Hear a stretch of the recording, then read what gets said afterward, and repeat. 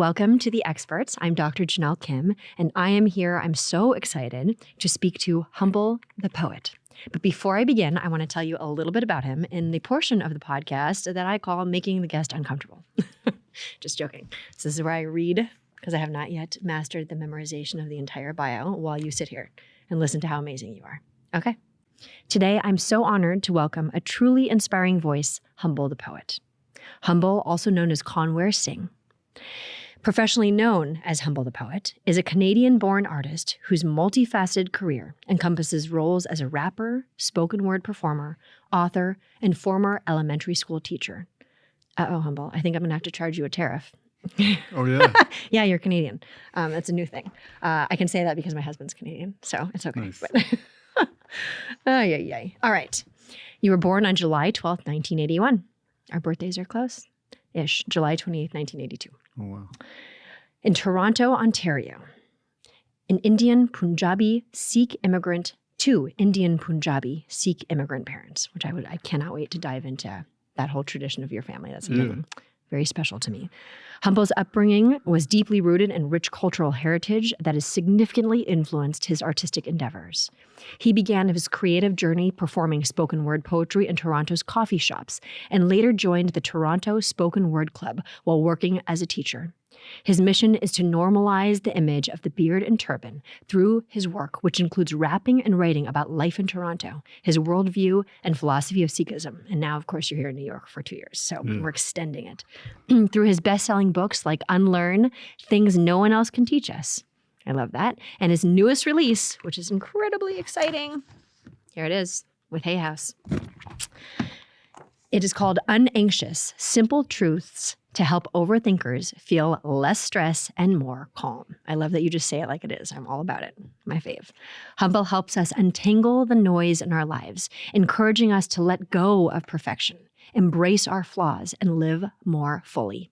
This effective book, and I thought of that word with purpose, effective book, most important, provides readers with practical tools to navigate stress and cultivate a more peaceful mindset.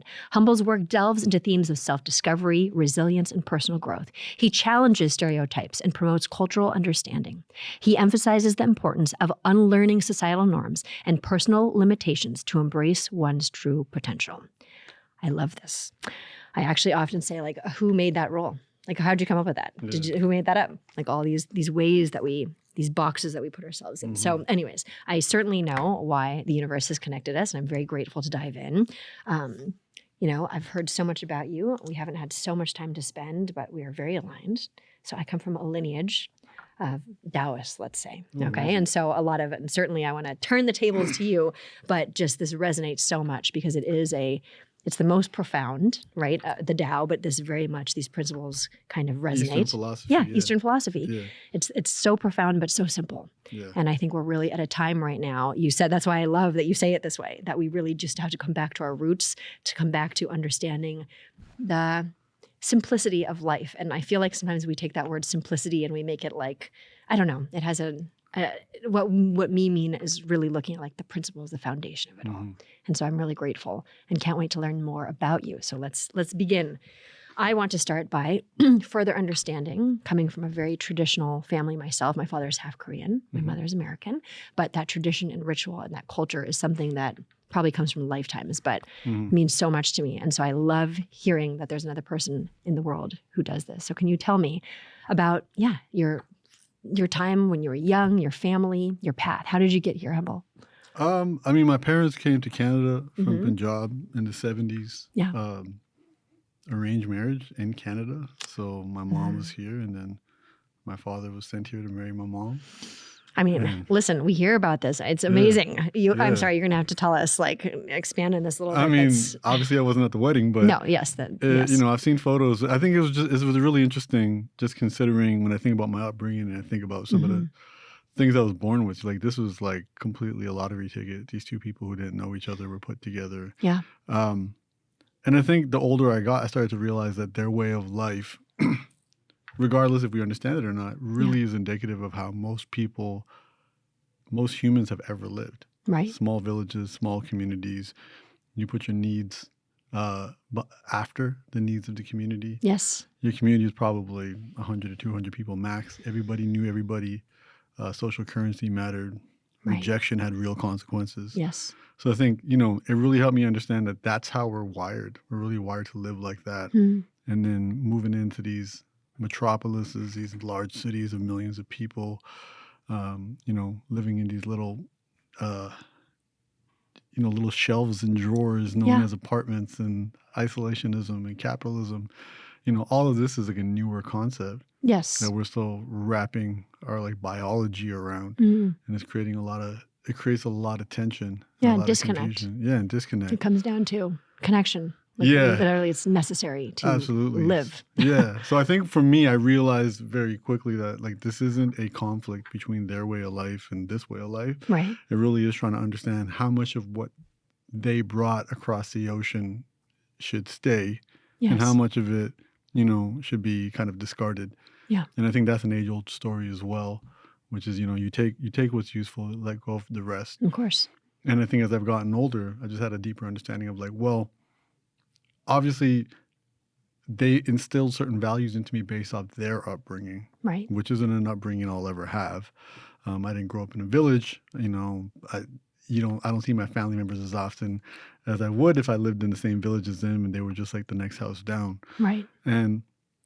But the importance of community, the importance of connection, and recognizing that we live in a system that doesn't encourage it and isn't really on our side to do it. Yeah. Because it really, the system really benefits from being individual equals isolated. I mean, there's Yeah. nothing wrong with individuality, right? We're not saying that, but like hyper-individualism, all of these things that are kind of pointed to us, which is creating a loneliness epidemic, and then equals from that, anxiety, equals panic, equals depression. Absolutely, yeah, but also equals more products that they can sell us to temporarily soothe these things.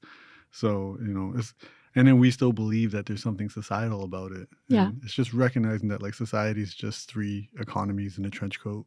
And maybe, I love that. And maybe, if I may, I have a feeling we'll resonate on this if I communicate it properly, that is like, I am of the Tao. I come from a lineage of Taoists, basically, as far as I'm concerned. They don't necessarily say that, but that's where it comes from. And so everything is in balance, right?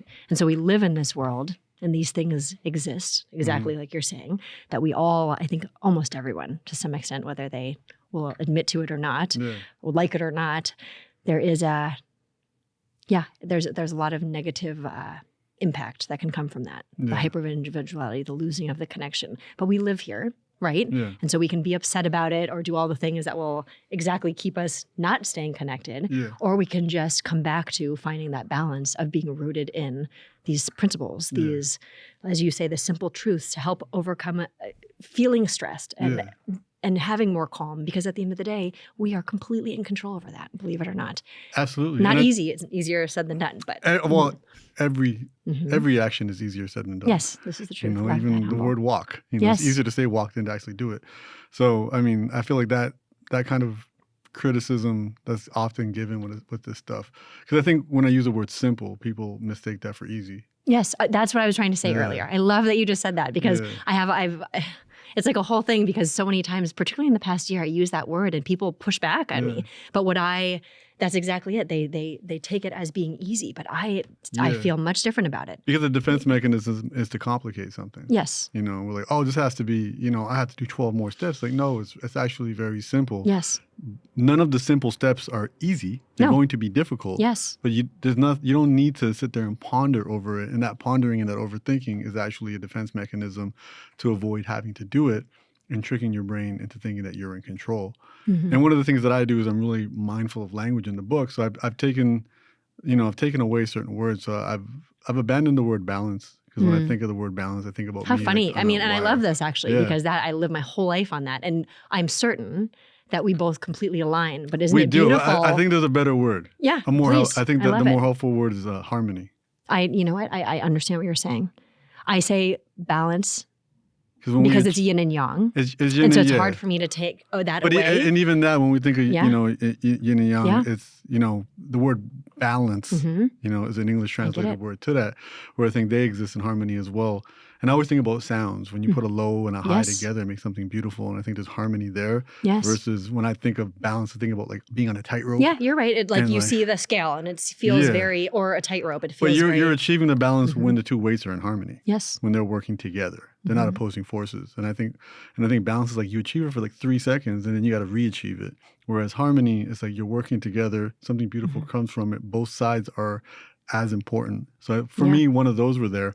The other word I really got I was mindful of was like positive and negative. Yes. So understanding that like judgment is a language of fear, whereas like curiosity is courage in disguise. Right. So I started using the words helpful and not so helpful. And it's just kind of asking simple, like, well, you know, if I'm trying to improve my mental health, does staring at my phone all day, is that helpful? Yep. You know, versus just kind of Is being it good for prescriptive. me? Yeah, is Or it it's good for me? bad? And, Like, and ask it as a question, right? Like, is it helping? Is it helping the cause right now? I absolutely love that.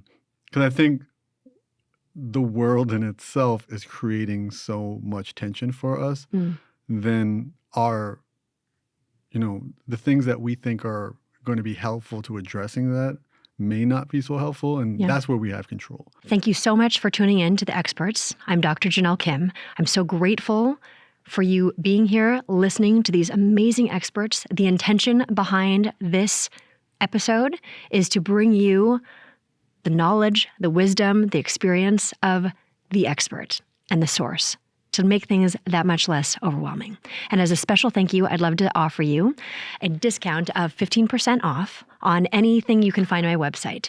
I've created some amazing formulations for incredible brands carried all over the globe, found in Credo, Sephora, Ritz-Carlton, Whole Foods, you name it. And I have come out with a couple of hero products, if you will, because people have been asking for some decades. And so it's a muscle and joint product, some amazing face products where I combine the secret formulas that have been passed down my lineage with the best of the modern anti-aging ingredients.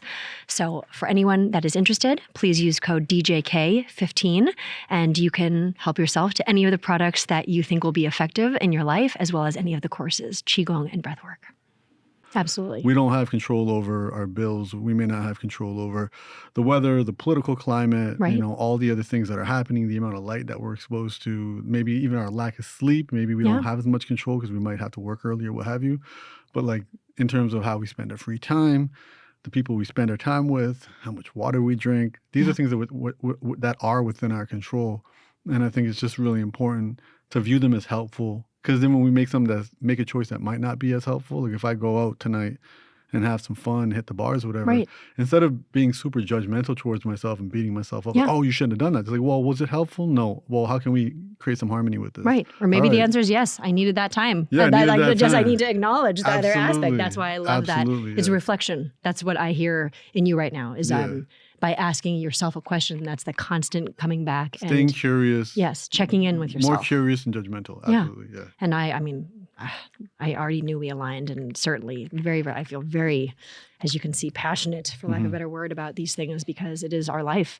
And I also like asking these questions. I'm just going to jump right in. One of the things in the last couple of months in particular, Humble, I lost my father, who is my greatest teacher, my everything. Okay. He's in my book, which you will see, very unexpectedly 9 years ago now. So, but I will say that it was one of the greatest gifts he ever gave me, which can feel shocking. When it first came out of my mouth, you know, a lot of times like the answer or whatever will just come.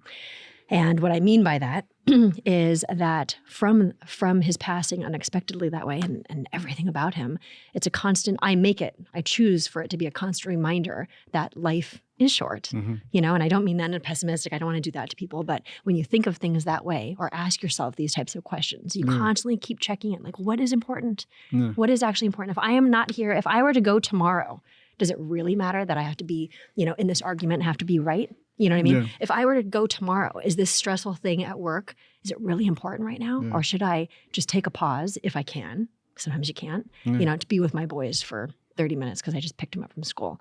But it is that self-reflection that that's what I'm hearing in what you're saying absolutely. as well. I have a tattoo on my chest that says, it's in reverse. Yeah. At any moment. You're dust. And I get goosebumps. Oh my gosh. Yes. It's that simple reminder. Yeah. And I think sometimes, you know, even when we explored in the hyperbole of like, if I'm gone tomorrow, will this be important? I ask myself, if I'm gone 90 years, is this I important? love it even more. I You find know, that sometimes that's in my it's book, just, there's, yeah. anyways, the whole thing is like the seeds you plant, right? Yeah. Same principle. I knew this would happen. It's And I amazing. think the Yeah. important part of that is, there's a, I need to reference the book. 'Cause Please it's just go so, for it's so it. beautiful. We're very And I'm just natural trying here. to, Do all the things. yeah, the book I'm referencing is, how do I click my library here? Take your time. Pima Chandran's. Mm. Um, Mm-hmm. sorry, where is it? Oh, how we live is how we die. Yes. And one of her big recommendations is to like actively, intentionally think about death 5 times a day. How interesting. And I think with a lot of these podcasts, for your listeners, and I'm sure they've experienced this, like you listen to a really inspiring podcast. You're like, Right. yeah, I feel good. I got some new ideas. They said some quotables. I'll remember these quotables. But it's like, it stays up here Yes. and never makes it down here. Which is the most important thing. Yeah. And the body takes time to catch up to the mind. Yeah. And the only way, the mind can hear something, it could hit the prefrontal cortex. It feels logical. We're great. Right. But the body the body can only absorb this stuff through practice. Right. Through repetition. Yes. And that practice makes progress. And that concept of like reminding yourself of your mortality 5 times a day will actually allow you to feel Right. the temporariness of existence. I couldn't agree more. Looking at this, I know many people have watched the new White Lotus, and Yes. the monk in the monastery just described life as like a drop of water jumping out of the ocean briefly and landing back in, and that was life. Yes. And then Just like that. temporary escape from everything, and then once you've passed, you're back into everything. Yeah. And everything and nothing. And I think it's a really important idea, because a friend of mine said to me, which really helped, and I've always absorbed it every day, which is like, our problems are only real because we forget we're going to die. Yes. And you use the word absorbed. I just want to, that's exactly what I was getting to. It's Yeah. like making it our own. We have to make it our own, and that only comes through practice. That Yeah. doesn't come through hearing, me or you say it once on a podcast. And Yes. thinking, it's practice. That's why we do things like affirmations. That's why we do things like meditations. That's why we do things Yes. like journaling. Like, we have to physically do something. And, Yes. and one of the first quotes I have in the book on its own standalone pages, you can't think your way through anxiety. You have to act. In fact, it's the exact opposite. My greatest teacher or mentor used to, even when I was little, I joke around. It's not joking, but it's, there's humor in it, that he would tell me like, stop figuring. I'm like, you're 6. You're like, what does that mean? Yeah. You don't talk back to my father. You don't do that. So you're like, yes, Daddy. What does that mean? Stop figuring. And I still think about that. And I love that you said that, because it is so correct. And I constantly remember this. Just 2 weeks ago, I do jujitsu, and I was martial arts. and I was rolling with a much higher belt, and so I don't have a chance against him, but I'm trying my best. And then he just like grabs my wrist and like stops me, and he goes, "Stop thinking. We all make mistakes." Right. So he's like, "You're only thinking Because you're blocking yourself from feeling the flow. And the only reason I'm thinking is to avoid making a mistake." Yeah. And he's like, no, embrace the mistake. Stop thinking. Just go all in on me. Like, loosen up. And it was just really interesting, because it was like, he immediately says it. I immediately have a chance to physically do it. Yeah. And I'm complete, this is combat. So you're in complete, Yes. do it.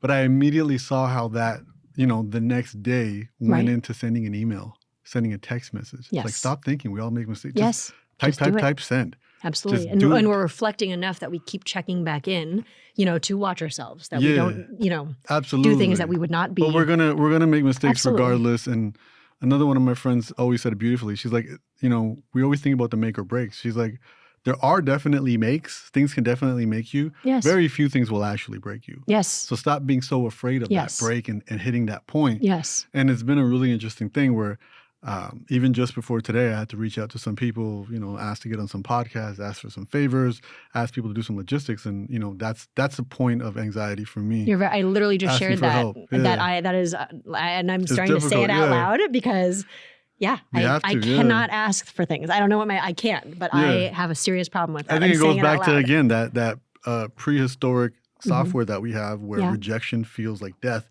because in our small villages, rejection was death. Yeah. You can get ostracized from your village, kicked out, Yeah. and you could potentially die.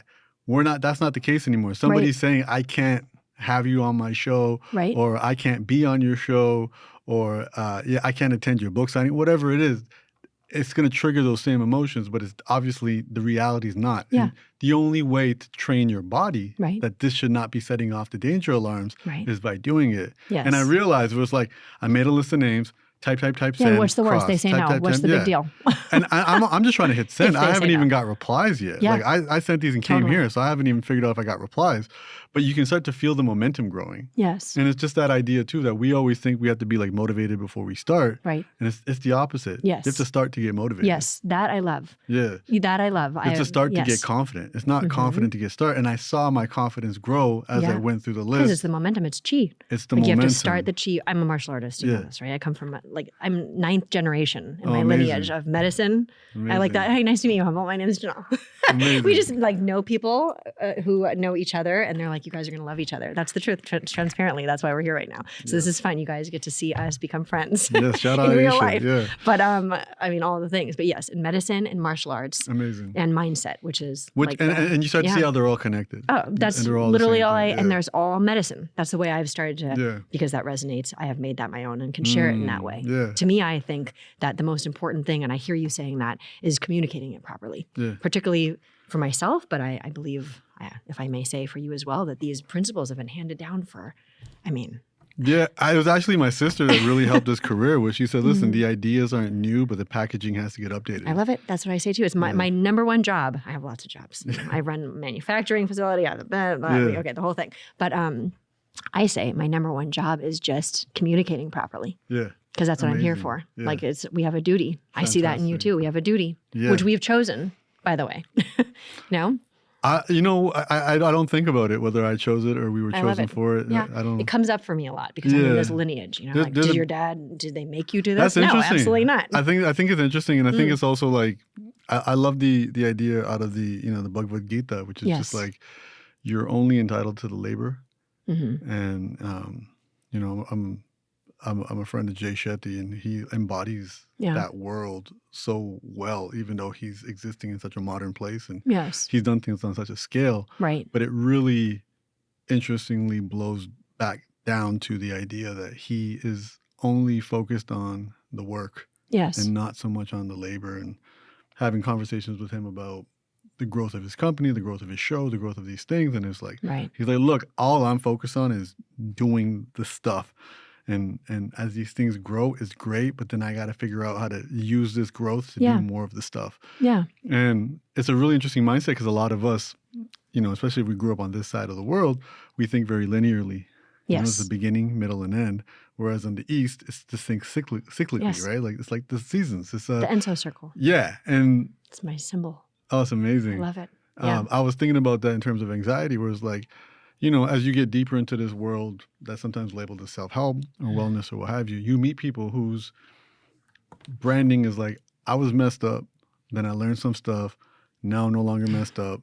I like how you break it down like that, For 3 easy payments of $9.95, you can learn how I stopped being messed up. Yeah. And it's like, and then I realized, I was like, it's more like, I'm messed up, then I learned some stuff. Let me share what I've learned. Yes. I'm still messed up. Yeah. But and now I'm going to keep going on this journey. And it's going to keep happening because it's like different levels, different devils. It's going to, the thing that made me have anxious feelings yesterday, I may work through it, but it's only going to reveal the next thing that will give me anxious feelings and the next thing and the next thing. And that's, because especially anxiety, that's an emotion that's important. It's an important emotion. It's not a condition or a disease. No, it's a signal. If I may, we started talking about it when we first sat down together, but yin and yang, and I have now trained myself to say balance. So I love it that we can have a whole thing.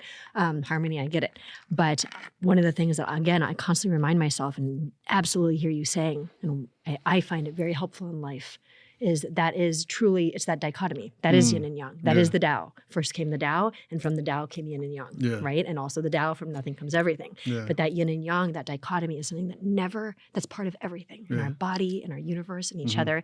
So you can't know, let's call it calm, without knowing anxiety. You cannot have happiness without knowing sadness. Yeah. You don't know success without having failure. There's no feminine without masculine. There's no loud if there's no soft. And that is that to me is just, and it also, even that is just calming Yeah. in and of itself to know that, yeah, I hear you saying it. It's always going to be this way. In fact, I'm going to bring something up that I wanted to bring up for many years. And like all my wonderful team and my people are like, I don't know about that, Jenelle. Because one time I got frustrated with just things. And that doesn't happen to me very often. I was like, call the people and we're going to talk about how life is the cycle of suffering. Which is, more Buddhist in nature, principally. Definitely. But it's, what are your thoughts on this? Because I hear it too. There's a certain thing about like understanding, because I kind of heard you just say that, understanding that, we'll get through one anxiety and we'll have another. And do you have thoughts on that? Well, yeah, I definitely think, I think the word suffering, I think that might be the unhelpful kind of relationship with that word. Sure. Because it's like, to get stronger, you have to struggle at the gym. Yes. Right? An easy day at the gym probably wasn't a good day at the gym. Right. So you were voluntarily struggling, right? Yes.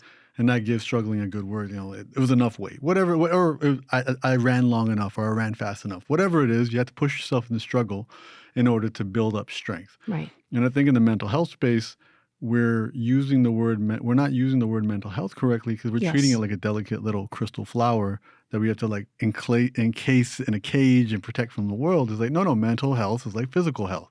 It's something you train and it's a tool that helps you. Peace doesn't need to be protected. Peace is the muscle. The more you focus on building this peace and strengthening this peace, the more you can go out into the chaos and beautiful things come from it. And I love it, especially going back to the yin and yang. Yes. It's with it, because, you said this calm and this chaos. Within the calm, chaos emerges. Always. With a little That's dot. the yin and yang. I love and with that. the dot. And then within the Looks chaos, like fish. calm. Yeah. To always remember. Yeah, it with always those exists. little dots. So it's going to find you regardless. Yes. So there is no hiding. And your best place is to have one foot in both and embrace the changes that come from those. So for me, it's like we're on a journey to build resilience. And the only way to build resilience is to voluntarily do difficult things. So it would be to voluntarily suffer, whether it's at the gym, in an ice bath, doing a cold shower, holding a yoga pose extra long, having an uncomfortable conversation, speaking to a stranger, starting the business, doing the business, writing the book. All of these things, and you do them voluntarily. So then when things that are involuntarily find you, so what we would refer to as involuntary suffering, you have more capacity to handle it. Yes. Right? And like the Viktor Frankl concept is to live is to suffer, to survive, to find meaning in the suffering. That meaning, would probably be what you do to voluntarily put yourself through all of this. So I think, and I get it because this reward painkiller, the marketing idea is sell the painkiller, not the vitamin. Right. And it's like, well, write a book and promise people to take away their anxiety. Right. And it's like, well, I'll promise that on the cover because of capitalism. Yes. But as you start reading it, you'll be like, oh, wait a minute. This anxiety is a signal that I need. Yes. Like hunger. Like imagine I didn't have hunger. I wouldn't know when I need more calories and I would just collapse. Or pain. It's very strange that I know this, but I saw that they're coming out with a movie. I think I'm even right. I don't even know because it caught my attention. And it's a person who has superpower, but the superpower is he doesn't feel pain. So they wouldn't know if they're like burning their hands. They wouldn't know any of that There's stuff. There's a whole reason behind that. Yeah, so there's a value to that. And I think where we're at, especially when we communicate things on platforms like social media, it really encourages this black and white thinking where all the value and information is in the gray in between. So I think for me, it's like, I was raised on this idea too that like we're stuck in this cycle of life and death and suffering. You have to get out of it to be like eternally what have you. And it's like, well, if you give meaning to the hard stuff that you're going through, it strengthens. It really strengthens you. Yes. And now you kind of look forward to it. They say some of the best entrepreneurs get dopamine shots from failure. Like they enjoy failing because they view it as an experiment and it's just doing trial and error. Yes. And I think it's along the same ideas where it's like, look, hard things are going to happen. Tough things are going to happen. Your capacity is going to get tested.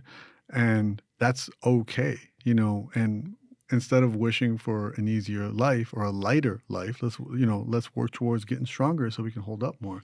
And to look it in the face. Like life is not easy. Yeah. And sometimes just one of my favorite practices is literally, you even say it out loud because the human mind, it's like, I call it short circuiting. Like we can that's a lot of what I would, you can't just break it down so simply this way or easy this way or whatever.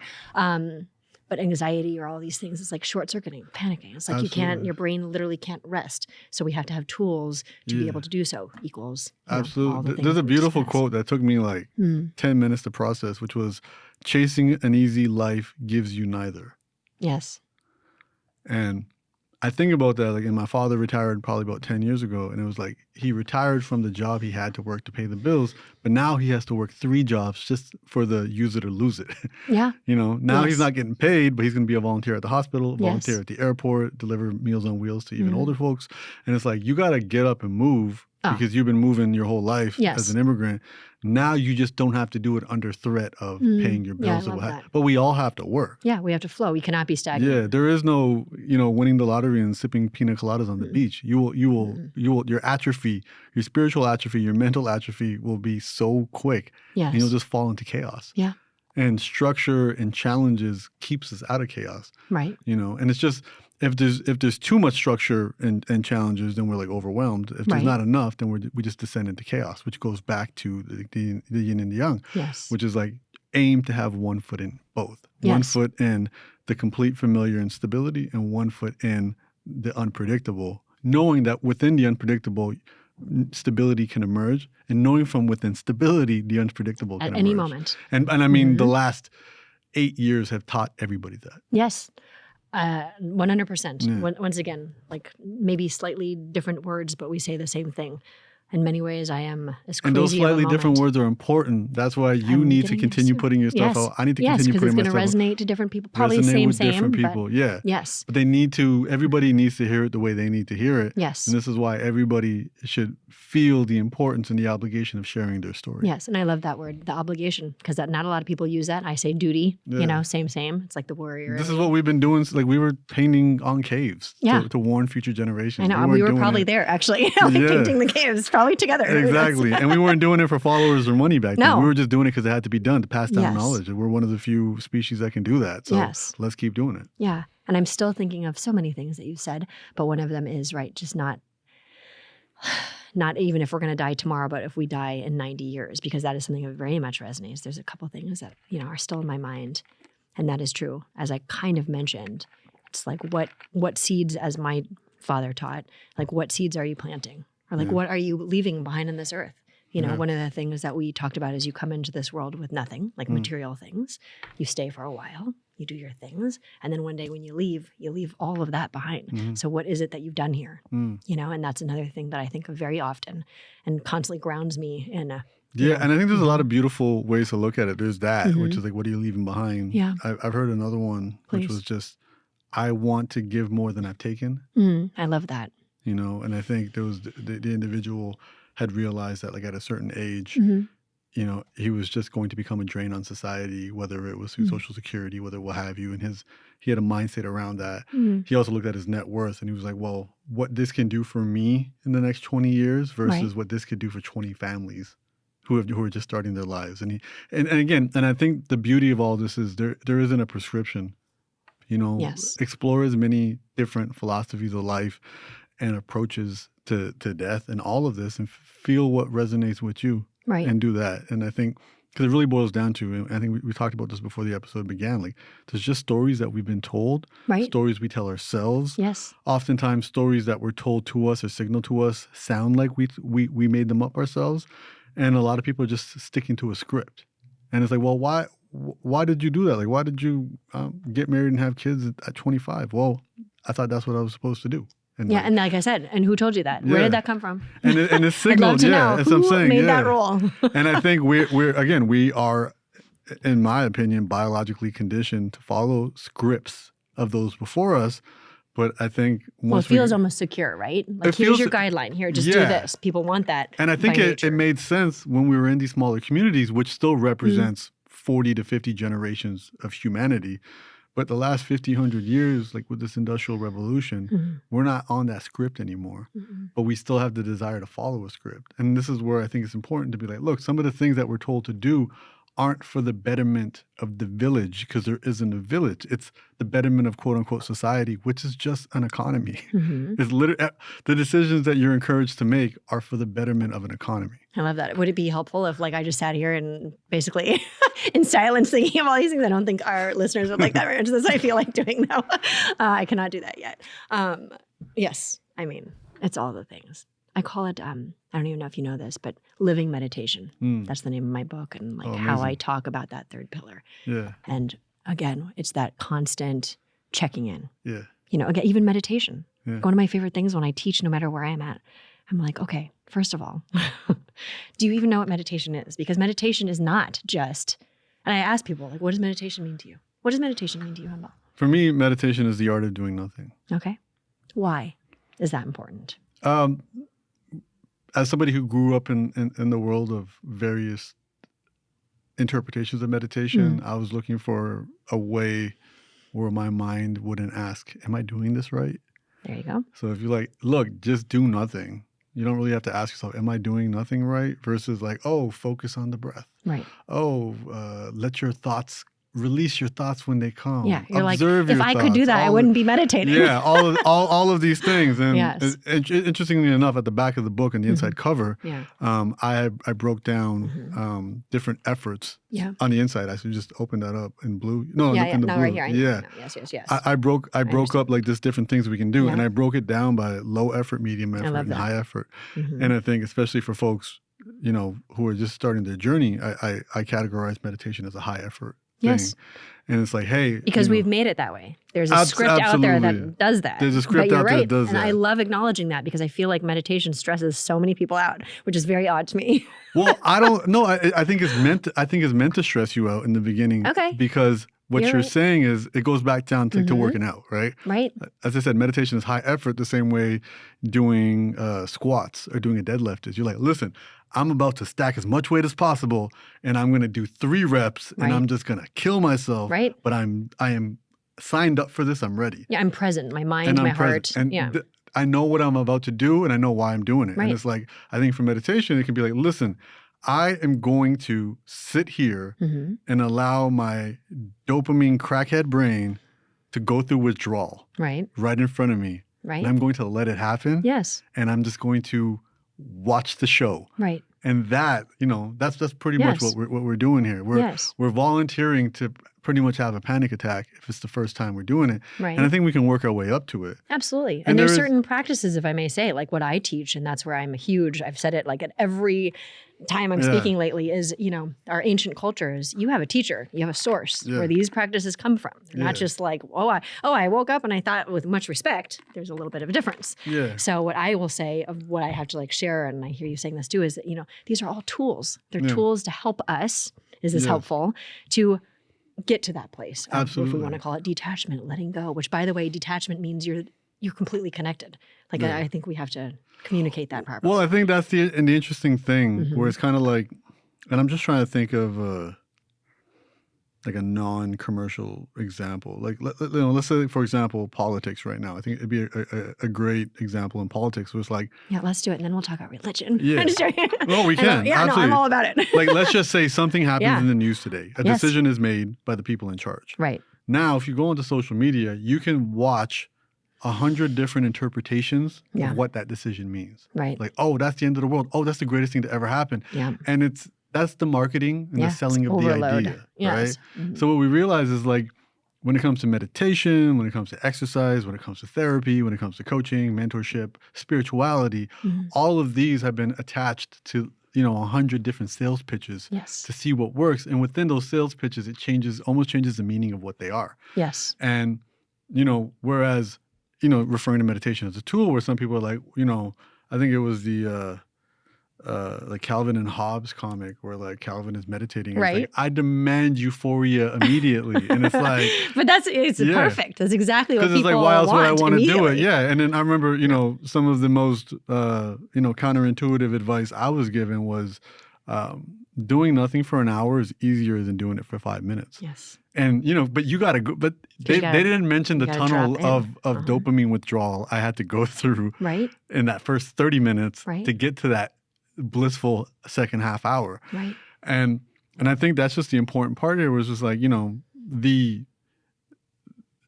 the journey is the meditation. Yes. The outcome, or the strategy is meditation. The outcome would be to be present. Yes. Because when Absolutely. you're present, you're not thinking You're about connected. the past. Yeah, you're not thinking about the future, and you're actually where you actually are. Yes. Because we're not in the past Right. in any concept or Yeah. sense.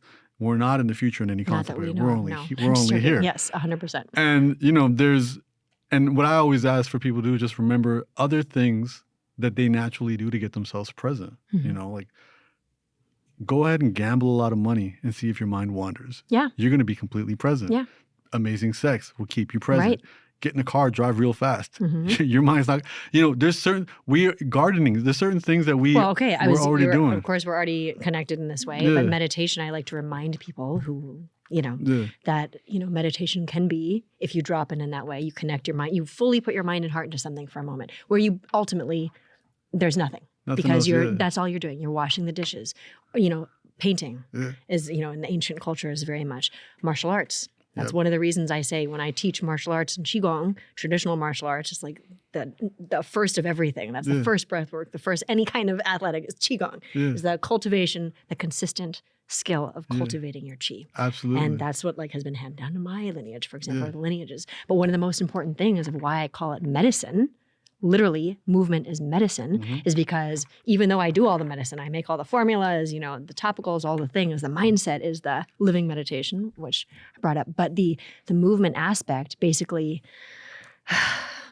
it puts us very present in the moment, because when you're doing certain techniques, do you see what I'm saying? Or like holding even certain positions, proper Qigong, you sit there, which by the way, we learned when we were studying medicine. Yeah. As part of our curriculum, you hold a position in horse position.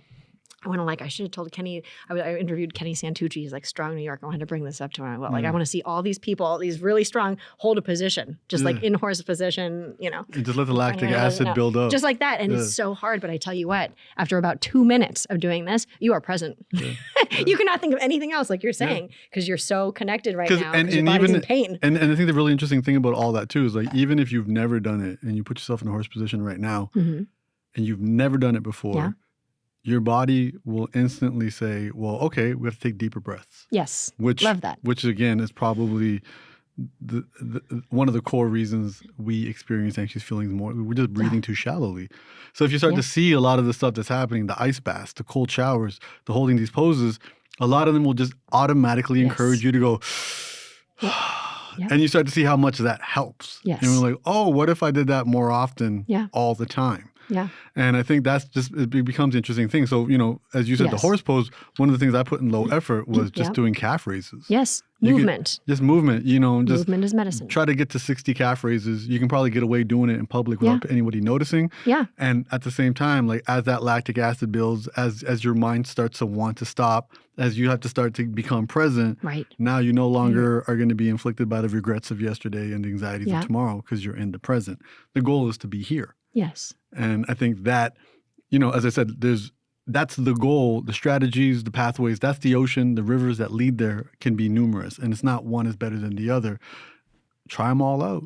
Dip your toe in all these different rivers and see which one fits with you. And make it your own, as we said. And make it your own. Make it your own. And something that crossed my mind before, because I feel like you'll like this, we were saying, when we're in that state of chaos, when we're finding that balance, we have these tools that keep bringing us present. Living meditation, that's why I call it that, for what it's worth, And the way that my father used to teach me also, he used to say to me, and I haven't thought about this in so long, but he'd tell me, just get a bigger bucket. Get a bigger bucket. And I was like, what in the world does that mean? He'd tell me all these things. He's very like Taoist in that. He learned from his masters like in the mountains of Korea. So it's like from a movie. Really, even as his daughter. But I love that. And that's a lot of what we're saying too, that by doing these things, what is that? I'm very careful of words too, so I want to do it correctly. But it's like once we walk through these challenges or these hardships, we realize how resilient we are. I love that you said that. Very few people say that, and I'm going to start saying that more. We're not fragile. Stop treating ourselves like we're so fragile. You know what it is? The good analogy is you're a tea bag, and you don't know how strong you are until you're in hot water. Yeah, there you go. And guess what? How many times in our life we have been, maybe some of us more than others, but I certainly think about this. Like how many times were there moments, and where you're like, I don't know if I'm going to get through this. Yeah. Like literally, whether it's the heartbreak or physical or whatever it is. And guess what? You're still here. Yeah. You're still here. Yeah. So you got a bigger bucket. You've gotten through your worst day. Yeah. And then again, it's like, I don't hold it against anybody for wanting life to be easier. Yeah, I agree. As I said, but that's generally a promise that was given to us by somebody who was selling us something. Yeah.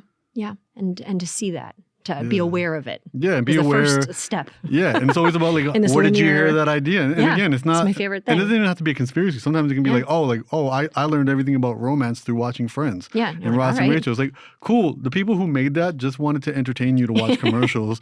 They weren't. It wasn't designed to educate you and impact your life on that level, but it did. Yeah. But they weren't. They weren't trying to program you. They literally were just trying to, make a great TV show and make some money off of it. Yeah. And it's like, we have to recognize that. We have to recognize the impact that Disney films have on us, the impact that porn has on us. Yes. All of these things that were designed just to distract us or whatever, is also having an impact in informing us and educating us and skewing our understanding of things. And just the awareness. I'm not here to say what's good and what's bad. I'm just here just to be aware of it. And when you start to realize, you're like, oh, these were stories that were told to me that somehow turned into scripts that I had to follow. And now, and everyone's eventually realizes this as they get older. It's like, oh, but what if I rewrite this? What happens then? What happens if this feels like myself? And a lot of that comes through meeting people who view the world differently than you, that challenge your own worldview, being in diverse settings, being around people who you don't align with. Yeah. I think that's the other really big idea I want to explore is less, our conversations around mental health have the pendulum has swung so far away where we start to view anything that's difficult as the enemy. I have a problem with a lot of this. Any person you can't have a conversation with now, they're a narcissist and they're toxic. And it's like, or they're an invitation for you to step up your game, step up your, and anything that you can do to become successful in communicating with them will make you successful in communicating with everybody. Yes, absolutely. I call it zooming out. Zooming out. Broadening but that's meditation too. Absolutely. To me, one of the main purposes of meditation, whatever that means to us, the practices, the being present, is that when our mind is calm and our body's calm, that's very ancient medicine, traditional medicine, very much. It's always about calming, regulating the chi. Everything flows and calms because when our mind is calm, that's also Western nervous system. When everything's calm, you can see more clearly. It's very simple. There's a beautiful book called, it's a children's book called Happy Shorts. I feel like I've heard of this actually. Yeah, it's about a giant panda who wears shorts. Okay. The panda's name is Stillwater. Oh, there you go. And then the panda explains to the child, like, look, your mind is like a puddle and all this stuff is just throwing stones in your puddle and causing ripples. Yeah. And all we want to do is breathe until the water gets still. And look, once the water's still, you can see yourself. Yes. And I thought it was just a beautiful analogy for it. And the illustrations are beautiful. It's just a giant panda wearing shorts. I'm definitely getting this. And and travels. I think travels by umbrella, kind of like Mary Poppins, but even better. Yeah, it's just something beautiful about that, and they're telling some really important Buddhist stories in there. But I think what I love about it is just recognizing that, like, look, we can all remember the last time we said something we didn't mean or we betrayed ourselves. It was probably when our little pond was full of ripples and we were overwhelmed and we were frazzled and we were, and I call that reacting. And if our pond was calm and we took a breath, then we would have had an opportunity to respond. And I think the grace. You understand that this is literally like my favorite topic. I'm glad. I always say you always have the choice, and in any situation, you either learn to react or you respond. So I'm gonna push back on that a little bit. Yes, of course, I can't wait. And I think this is more Joe Dispenza, who I think his work is so important. It's make peace that you will always react first. Okay. And do the work to shorten the reaction time to convert it to a response time. Okay. So but it's funny that we use those words. I didn't realize that there's another human being out there, because I have created these words personally. Yeah. Like I that's how I've made it my own, right? So like literally in any moment I can, like, I've trained my mind. Yeah. That's, what the monks and all these people, we can do it here in modern day, but trained my mind that when I say the word react in my mind or respond to what's happening, harmonize with it, balance with it. Absolutely. Yeah. That is literally, Yeah. Yes. So I just say, so it's not react versus respond. Yeah, it's I love always going to be a react, But like instead of, let's say, you're driving, somebody cuts you off, Mm. you want to punch the horn, you want to swear at them, you might have like a 10-second, Right. little anger Yeah, attack. we're human. We're human. It happens. The goal is to take that 10-second freak out and bring it down to 5. Yeah. Bring it down to 2. And these are all Bring it habits. down We're to 1. training Yeah. our mind. And be okay that the freak out Yes. will always first happen. We're just shrinking it. No different than when I go into an ice bath. If I go in an ice bath for the first time, for the first maybe minute, my body is screaming, course. we're going to die, get out, Yeah, we're get going to out. die, What are you get out, doing? we're going to die. And then maybe the second minute, we're like, wait a minute, we might be okay. Yeah. The work that I'm supposed to be doing is to shorten that panic. Right. Until I can get to maybe I go in, maybe for the first 10 seconds, my brain's Right. like, we're going to die. I'm like, hey, we've been here before. Yeah. We're not. Yes. And now I can have a minute 50 of peace. See, I like that you talk about yourself too. I do that too. Like sometimes like Jenelle, and my friends will be like, are you talking about yourself? And third person, like, yes. Jenelle, are you? And I think that's, because as I said, there's things that are in our control. And I think being kind to ourselves, that's the thing. So, there's a chapter in this book that says, don't should all over yourself. Yeah. Like just abandon this word should. Yeah. And I think it's really important. And what I realized was, if I looked at the last year of my life, if I looked externally, big challenges, tragedies, all have befell me in the past year, like it has other people in life, but I didn't react as intensely, and I was able to respond more effectively only because I was nicer to myself. Right. And I was like, look, you just heard some bad news. Right. We had a big to-do list of stuff to get done today, and this news just frazzled you. Let's go take a nice hot shower.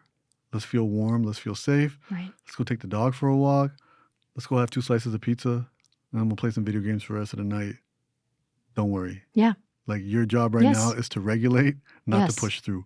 And that's not something I would have done a year ago. A year ago, I'd be like, you're weak. You can't. Bad shit happens. Like, get over it. Let's get back to work. And it's just changing the language with myself has made such a huge difference in how I feel about my day-to-day.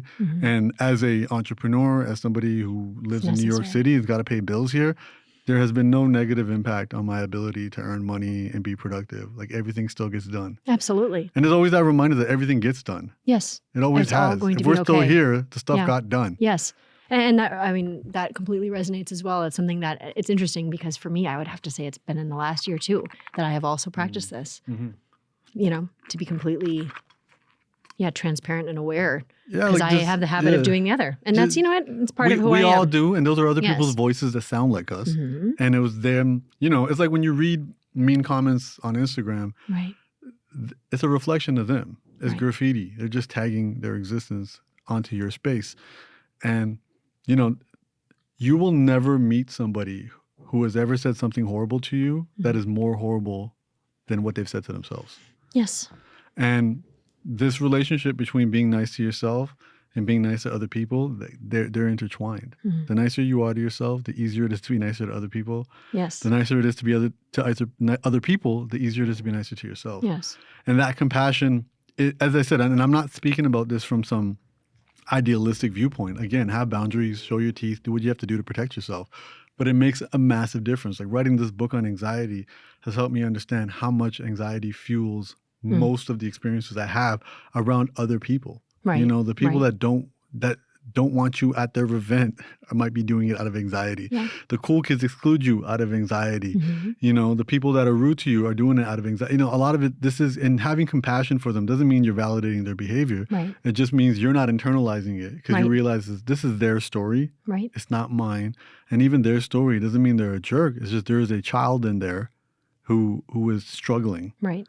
And they, hopefully they can figure out and do some work. I don't have to make their struggle mine, but it just helps me recognize. So when I do it, especially when I make a mistake, I betray who I authentically am, and I do something that I wish I didn't do. Again, beating myself up over it isn't going to improve the situation. Right.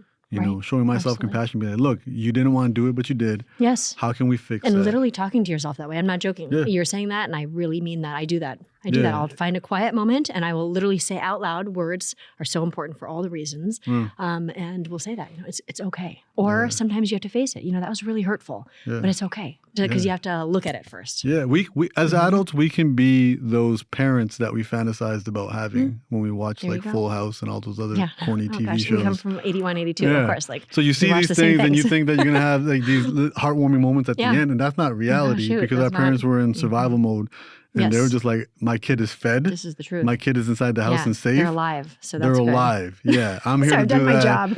I didn't grow up in a world where I had to protect their mental health too, because I didn't know mental health was a thing. Yes. So we don't hold it against them for that. Right. But it's like now we can look back and everything that you wished that they did, you can do for yourself. Yes. I have a friend who grew up on the streets, and his parents were addicts and are struggling with addiction rather. And now he's doing well for himself. And he recently gave himself permission to like go to the store and go on a candy shopping spree. Yeah, I love that. And it was just, and that's the other thing. Giving that's something I've said recently with people that I really resonate with is giving yourself permission. I would have never said that, to be honest, 5 years ago. Like, what are we talking absolutely. about? And it's just But this it's idea of true. like, when he was a Yes. kid, he probably saw these stores, wanted to go inside, they couldn't make it happen. Yeah. Now he can. And to feel it. Yeah. Okay, I know what this And is. it was just hilarious because he's talking about this. He's a really healthy individual. He's like a vegan. He works out a lot, but he's just like, we bought some Cheetos, we bought some chocolate bars. That's fine. That's I gave myself perfect. permission to eat it. Absolutely. I felt like crap after Yeah, physically, also but it was really a part of the important. journey. And I forgave, Yeah, because now I know. And I needed it, but I needed it for my inner Yeah. child. They needed this experience because they never got it. Right. And he goes, it was $20, $20 worth of candy. Yeah. And he goes, and I think there's just something beautiful about it because it was him connecting with himself. Yes. And that, That's that the your ultimate. relationship with yourself decides your relationship with everybody else. Yes. You have to connect to yourself, mind, body, spirit, constant Absolutely. checking in, constant reminders, constant building habits, Yes. constant watching ourselves, Yeah. reflection. Absolutely. And then once we can, do that, which is always consistent and never stops, Yeah. then we can connect with others and connect to the Absolutely. universe around us. So beautiful, Humble. Oh, we're like past our time. Are we? Yeah, Oh, totally. sweet. But I'm not even surprised because we could sit here for hours. Thank you so much for being here. I'm so course. grateful. Thank But you you so have much to for having me. tell me though, tell everyone where they can find you. Your amazing new Yes, beautiful book. I got a camera. I'll take the book. Yeah, and show please, you. and we'll take all the photos too. Yes. So the book is, where are we here? Here we are, right there. I should be looking at that instead of the screen. Yes. So it's been approved by my little I was my right. We manager didn't here. we didn't even introduce. Yes, this is my manager, Boogie. So she decides what I do and don't do. Smart. She has very expensive habits, which is why you need to buy the book. Unanxious. This book was inspired by all the anxious feelings that I have based on the things I go through in my life. Again, I started writing it thinking I could cure anxiety and then realized anxiety is not something you cure. Anxiety is not dandruff. It's not herpes. It's not cooties. Anxiety is a signal. It's your friend. It's an overzealous, untrained bodyguard. And the work that we got to do is just to train it. And currently it's going to protect you from things that are unfamiliar, difficult, and new and scary and uncertain. And all of those things are the recipe for growth. Because at the same time, it'll let your toxic ex back in. So what you got to do instead is have a relationship with anxious feelings and be like, what are you trying to tell me? Because it serves like a smoke alarm. And right now, we're currently encouraged to medicate, distract, and avoid when we hear that alarm. It's like pulling out the battery of your smoke alarm. But what we got to do is let the alarm keep blaring and look for the smoke. That's more important because once you find the smoke and deal with the smoke, the alarm won't go off as much. The alarm is not your enemy. It feels horrible when you experience it, but that's part of it. It's a signal that we manage. It's not something that we fix, just like hunger. And we don't say to ourselves, I ate 8 hours ago. Why do I feel hungry again? We say, okay, I'm hungry again. And sometimes it's not even hunger when you feel it. Sometimes it's dehydration or stress. It's the same thing with anxious feelings. They're not the enemy. They're a signal. The more we pay attention to them, the more we realize that this is not our identity. I think the last thing I want to say that you can take away from this book is that you don't say, I'm anxious. Let's not identify ourselves with these mental health labels. Instead say, I feel anxious because. Every time you have those feelings, just say, I feel anxious because. That separates you from the feeling and it encourages you to figure out why. I feel anxious because I drank too much last night. I feel anxious because I got a big interview coming up. I feel anxious because I can't find my keys. I feel anxious because I didn't get enough sleep. I feel anxious because my favorite team's in the finals and I don't know if they're going to win. Saying these things allows you to connect an event internally or externally to the feelings that you're having. And I think that's really important because when you have these feelings, your body thinks that there's danger. And we can train our bodies to be like, look, an awkward text message isn't danger. Please don't fire off. But if my dog runs into the middle of the street and I need that extra adrenaline and cortisol to jump into the street and save her, yes, give me anxiety all day when that happens. And that's what this book is. This book is not about curing anxiety. This book, because you don't need to be cured. You're not broken. You don't need to be fixed. You just need a better relationship with your emotions. And anxiety is the most misunderstood emotion we have. And I would encourage you, not just for capitalism, but for pragmatism. You're going to read this book and you're going to say, oh, I want my daughter to read this book. I want my son to read this book. I want my husband to read this book. I want my wife to read this book. I want my brother or my sister or my best friend to read this book. Let's be honest. If someone hands you a book and says you should read it, you probably won't. So what I would encourage you instead is get 2 copies and read it with them. The book is 50 Simple Truths. The book actually has 52 chapters. It's 50 chapters plus an intro and an outro. Take somebody you care about, read 1 chapter a week together over FaceTime. Should we wait for New York to stop being New York? It's the natural pause. Just I've learned this being on a major street myself. About once an hour. We've been very lucky. Yeah, we have been. That's how it happens. Yeah. With us. The book is 50 chapters, but there's also an intro that I call Chapter 0. There's an outro that I call Chapter Infinity. So there's 52 chapters. Every chapter is only about 3 or 4 pages.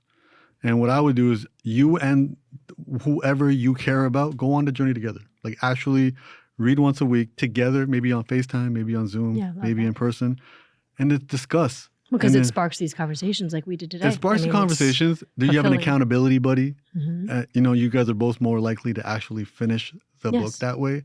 And where I'm at in my career, it's, I'm doing what I do is I try to write this stuff to help me. And I know if it can help me, it will help other people. And I wrote this book at a grade 6 reading level. Yeah. So you can give this to younger children. Which I think is vital. As long as they're okay with swearing. I swear a lot. But I think my goal, because one of the biggest antidotes for anxious feelings is connection and community, which can only be formed via vulnerability. Yes. So if you both are on this journey together, you and your favorite person, now all of a sudden, you guys, imagine just doing this once a week for a year. Where would you guys' relationship be at the end of the year? Absolutely. So I'm really encouraging that, not just because I want to sell more copies, but because it'll actually work. And just as somebody who's written a bunch of books, seen a lot of people reach out to me like, oh, I bought your book and put it on my shelf for 3 years. And then when I hit rock bottom, I picked it up. Don't wait till then. That's reactionary. That's reactionary. Yes, oh gosh. You could, as I said, like at the back of the book, it says to set yourself up for calmer days. So in the back of the book, I just have little cheat sheets. And what it is to better understand anxiety when you're feeling anxious feelings immediately and to prevent anxious feelings that don't need to happen. And in the beginning, I just have a lot of key definitions to simplify things, like very simple. Anxiety, the brain's way of signaling us to pay attention, often triggered by real or imagined threats, right? So keeping it simple, but go on a journey with somebody. Don't wait till shit hits the fan to pick this up. You do it ahead of time, shit will never hit the fan. And you'll have the tools. You'll have the tools. You'll be prepared. Yes. And something that would have felt like 1,000 pounds before, all of a sudden. And also, for those who aren't sure, if you go to my website, humblethepoet.com/calm, CALM, the first chapter is on there as audio for free. That's very as cool. well as thing. And as Jay Shetty said, 3 pages in, you feel 1,000 pounds lighter. It's the truth. It's because I spent a month writing those first 3 pages. I know we didn't get to dive into all of that. We'll have to talk again. We'll talk again. But you can check that out. And then as I said, the goal is to just get people, if you read those first few pages and you feel lighter, you know what the book's about. Yeah, I love that. And again, I just want, the world will be a better place when everyone has a better relationship with their emotions.